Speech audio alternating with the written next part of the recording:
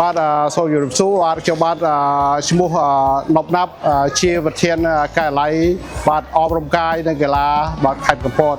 ការរៀបចំការប្រកួតកីឡាសិស្សធម្មសាស្ត្រជ្រើសជើងឯកថ្នាក់ខេត្តប្រចាំឆ្នាំសិក្សា2024-2025នេះមន្ត្រីអប់រំយុវជនខេត្តកំពតបាទរៀបចំការប្រកួតចំនួន5ប្រភេទកីឡាប្រតិភូពលបុកចំនួន124នាក់កីឡាករនិងកីឡាការិនីដែលចូលរួមក្នុងការប្រកួតសម្រាប់ឆ្នាំ2024-2025នេះគឺមានសរុបចំនួន524នាក់ក្នុងការត្រៀមរៀបចំ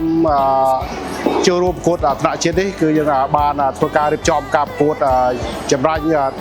បាទជើងឯកជ្រើសថ្នាក់ខេត្តនេះគឺដើម្បីជ្រើសរើសរកកីឡាករដែលគាត់កីឡាករឆ្នើមនិងមានទេពកោសល្យពិតប្រាកដដើម្បីចូលរួមប្រកួតថ្នាក់ជាតិនៅពេលខ្លីខាងមុខនេះដើម្បីដណ្ដើមកិត្តិយសបាទមេដាយបាទជូនខេត្តបាទ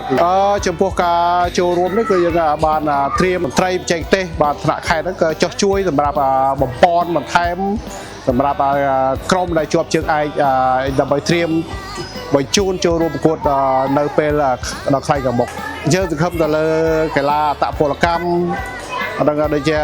កីឡាកូនបុកតោហើយនិងកីឡាប៊ូលនិងបេតងយើងសង្ឃឹមបានច្រើនដោយសារយើងធ្លាប់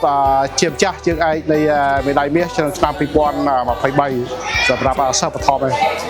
បាទសូមអរគុណ